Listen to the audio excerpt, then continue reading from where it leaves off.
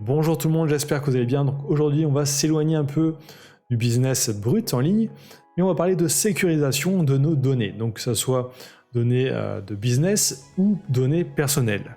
Donc est-ce que vous êtes déjà demandé, est-ce que vous n'allez pas perdre des données sensibles si vous faites voler votre PC, s'il y a un incendie, s'il y a un accident, un piratage, une perte de votre PC, par exemple si vous le prenez dans un avion et que les bagages sont perdus, ou encore une inondation. Pour pas mal de personnes, si ce genre d'événement arrive, ils perdent toutes leurs données et n'ont aucune backup. Donc dans cette vidéo, on va voir un peu les différentes solutions qui existent pour se sécuriser, donc sécuriser de ces différents risques. C'est quelque chose qui peut prendre un peu de temps à mettre en place, mais si vous en avez besoin un jour, ça peut vraiment vous faire économiser pas mal de temps et vous faire aussi pas mal économiser pas mal d'argent et éviter de perdre vraiment tous vos fichiers. Donc si vous travaillez en ligne, c'est vraiment indispensable. Donc dans cette vidéo, je vais vous présenter des logiciels. Donc vous aurez tous les liens de ces logiciels sur le forum, donc vous aurez le lien vers le forum juste en dessous. Et la plupart de ces logiciels sont des logiciels open source et totalement gratuits d'utilisation, à part un seul qui sera payant. Donc avant de parler de backup, on va se parler de mot de passe. La plupart des personnes n'ont qu'un seul mot de passe. C'est une grosse erreur parce qu'en cas de piratage, alors piratage pas forcément de votre côté, pas forcément sur votre PC, mais sur un piratage par exemple d'une grosse plateforme, d'un site web, chose qui arrive tous les jours, un hacker peut avoir accès ensuite à tous vos comptes. Autre chose que je vois aussi pas mal chez les personnes que je connais, et que j'ai utilisé pas mal moi aussi dans le passé, c'est d'avoir plusieurs mots de passe. Donc un mot de passe vraiment pour les emails, donc pour les boîtes mail, un autre mot de passe pour les sites où il y a de l'argent, et un mot de passe pour les sites où on en a un peu rien à foutre, où on n'a aucune donnée perso dessus. Donc avec 3 mots de passe minimum. C'est une solution qui est meilleure que la première, mais ce n'est pas encore idéal. La seule solution, c'est d'avoir un mot de passe unique sur chacun des sites. On va avoir des solutions qui permettent de faciliter ça. Donc déjà, je vais vous mettre 2 liens qui vont vous permettre de voir si votre mot de passe a fuité ou des données en rapport avec votre adresse email. Donc ce site-là et celui-ci. Donc vous avez juste à taper votre numéro de téléphone ou alors email et vous verrez si des données ont fuité et vous verrez si des données perso ont fuité.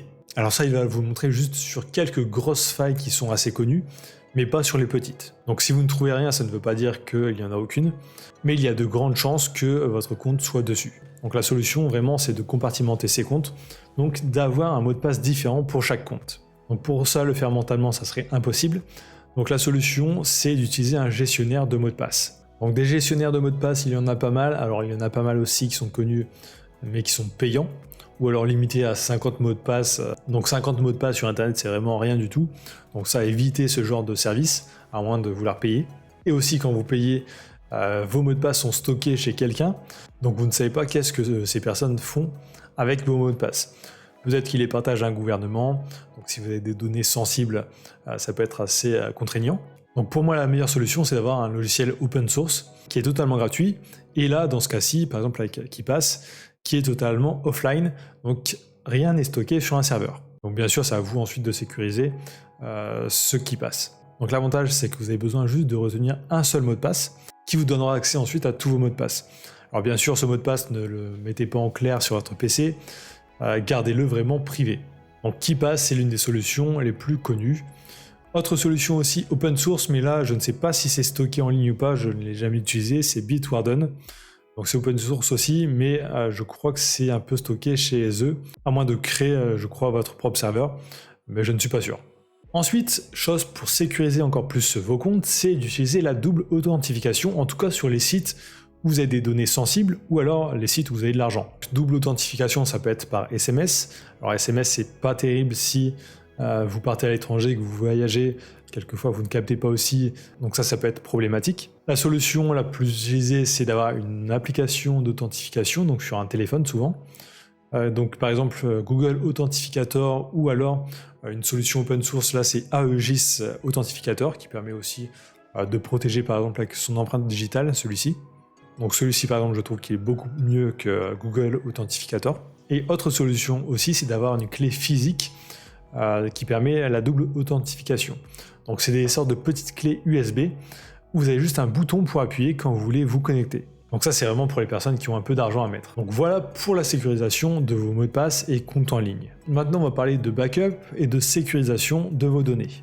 Donc si vous avez un business en ligne, vous avez sûrement des fichiers, des données que vous ne voulez sûrement pas perdre, ou alors même pour votre vie privée, des souvenirs, des papiers, donc des copies de papiers d'identité. Vous n'avez pas envie de les perdre et surtout pas en plus de vous les faire pirater. Alors déjà, pour éviter de perdre ces données, alors pour ça, il n'y a qu'une seule solution, c'est d'avoir plusieurs backups.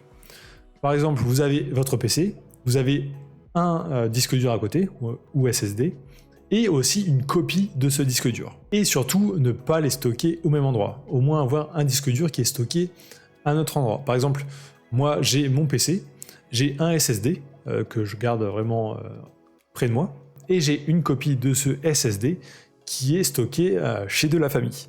Donc comme ça, si mon PC tombe en panne et que je perds toutes mes données, j'ai toujours une backup sur mon SSD qui est près de moi, et aussi une chez de la famille. Si je me fais voler mon PC et mon SSD, j'ai toujours une backup. Et aussi, s'il y a eu un incendie, une inondation ou ce genre de choses, j'ai une backup à un autre endroit, donc qui lui ne sera pas touché par l'incendie. Autre solution aussi, c'est d'avoir une backup en ligne, donc sur un service de cloud. Donc ça, on va y revenir par la suite. Donc pour faire ces backups de manière automatique, il y a des solutions. Parce que faire copier-coller, ça peut vous faire perdre du temps et vous allez faire aussi des erreurs de temps en temps. Mais il y a des solutions gratuites qui permettent de le faire et en plus de sécuriser ces données, même de les crypter. Donc première solution, c'est FreeFile 5. Donc totalement gratuit, open source. Donc là, ça ressemble à ça. Donc on va lui dire des dossiers que l'on souhaite mettre en backup. Donc là, par exemple, mon dossier image. Et je vais dire où est-ce que je veux le mettre. Donc là, je vais choisir mon disque dur et choisir dans quel dossier je veux le synchroniser. Donc ça, je peux le faire sur des disques durs, mais aussi sur Google Drive et sur des FTP. Donc ensuite, j'ai juste à faire comparer. Donc il va comparer les deux dossiers et le synchroniser. Donc là, je peux le faire manuellement en cliquant sur les boutons ou alors ajouter une option qui va détecter tout seul s'il y a des fichiers qui ont été modifiés, par exemple dans mon fichier image, ou alors sur mon disque dur, et mettre ça à jour directement. Donc ça, c'est une solution assez simple, ça ne permet pas de crypter vos fichiers, mais si vous voulez avoir accès rapidement sur votre disque dur aux fichiers, c'est très bien. Autre solution là qui est vraiment faite pour les backups, c'est Duplicati, donc toujours gratuit, open source. Ça marche sur Windows, Mac et Linux, donc partout. Et ça permet de faire des backups sur un disque dur ou sur votre PC directement, mais aussi directement en ligne. Et en plus de les crypter. Et d'avoir des versions de vos backups, par exemple la version d'il y a une semaine, d'il y a un mois, etc. Donc je vais vous faire voir comment ça fonctionne. Donc là, j'ai fait ajouter une sauvegarde, je lui donne un nom, une description, le chiffrement que je vais utiliser et un mot de passe. Ensuite, je lui donne la destination, donc où est-ce que cette backup va être faite. Donc là, par exemple, sur un disque local, ou alors directement dans le cloud, donc sur un serveur FTP, sur un Google Drive, sur Dropbox, etc. Donc ça, c'est disponible vraiment sur toutes les plus grosses solutions, donc même sur les S3. Ensuite, on va lui dire quoi sauvegarder. Donc on peut sélectionner des dossiers, mais aussi on peut trier par filtre, donc mettre, moi je veux pas sauvegarder les fichiers MP4, mais je veux enregistrer les fichiers JPG, etc. Ensuite, on va planifier, donc on va dire, moi je veux que cette backup soit faite automatiquement tous les jours, toutes les semaines ou tous les mois, donc vraiment à une période définie. Alors lui, Duplicati, il va sauvegarder tous ces fichiers dans un fichier archive, donc un fichier zip. Donc là, vous pouvez mettre la taille du fichier maximum, donc là 50 MO par exemple, ou si vous avez une bonne connexion internet et que vous voulez faire une sauvegarde en ligne, des fichiers plus gros. Et on peut lui dire aussi de garder toutes les sauvegardes dans le temps, donc comme ça on aura toujours des sauvegardes d'il y a un mois, 2 mois, voire plus. Bon, ça prend de la place, mais on peut lui dire aussi de garder toutes les sauvegardes jusqu'à un mois. Comme ça, si on a un fichier qui a été supprimé il y a 3 semaines, mais qu'on veut le récupérer, on pourra le récupérer. Et avec cette solution, on n'est pas obligé de restaurer tous les fichiers directement, mais on peut restaurer qu'un seul fichier, celui qui nous intéresse. Donc ça, c'est la meilleure solution pour créer des backups et en plus qui seront sécurisés. Donc maintenant, un peu la synchronisation entre vos appareils. Donc si vous voulez synchroniser des dossiers entre vos appareils, souvent, la plupart des gens, ce qu'ils font, c'est qu'ils prennent un Google Drive ou un Dropbox. Mais bien sûr, quand vous faites ça, vous donnez accès à Google ou à une autre entreprise à tous vos fichiers. Donc si c'est des données sensibles, c'est pas top. Mais aussi Google Drive par exemple peut décider à tout moment de supprimer un de vos fichiers qui ne correspond pas à sa politique. Donc il peut très bien dire non, ce fichier est illégal, je ne veux pas de ça sur ma plateforme. Donc vous n'êtes pas maître de vos données. Il y a des solutions qui permettent de synchroniser directement entre les utilisateurs. Donc par exemple de mon PC à mon PC de travail ou à un collègue. Donc sans passer par un serveur centralisé. L'une de ces solutions, c'est celle-ci, SyncSync, totalement gratuit et open source. Ça permet de synchroniser des dossiers entre appareils. Donc ça peut être sur Mac, ça peut être sur Windows, sur Linux et aussi sur Android. Donc ça, c'est l'une des meilleures solutions. Autre solution qui est similaire mais qui n'est pas open source, c'est Resilio. Donc ça fait la même chose, l'interface est un peu plus simple. Donc maintenant on va parler de stockage en ligne.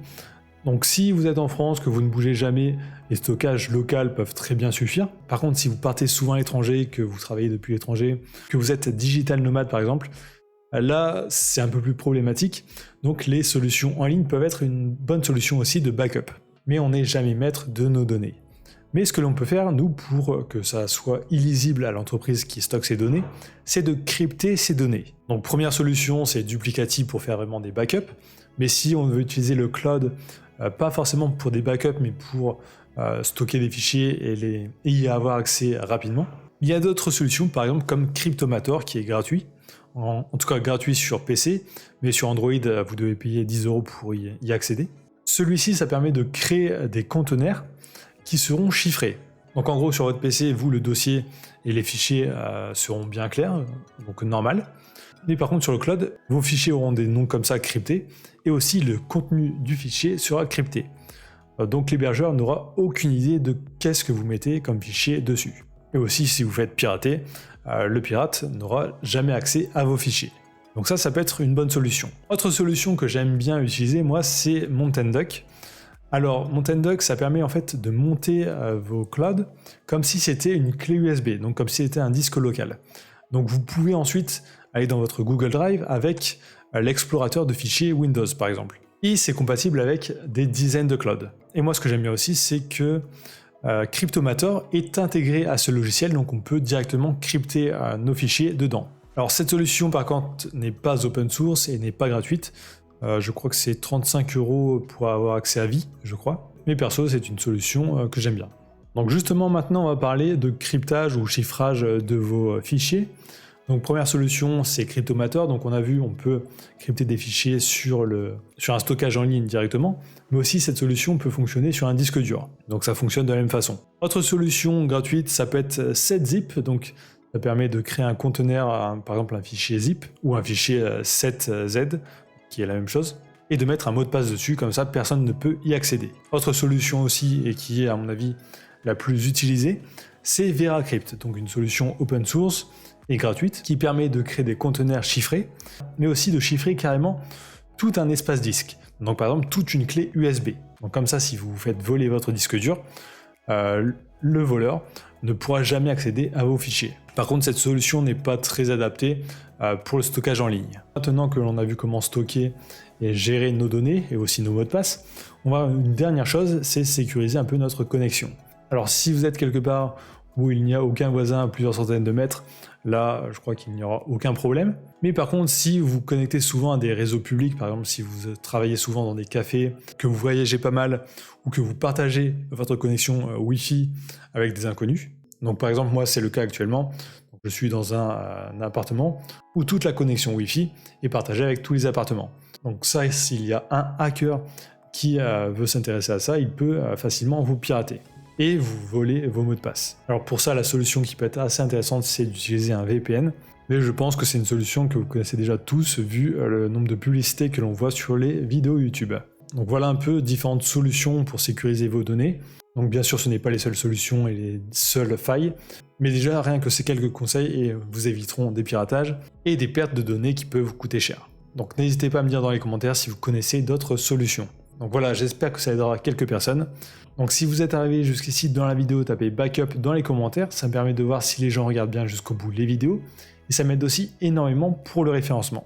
Donc likez, commentez, abonnez-vous, et je vous dis à très bientôt.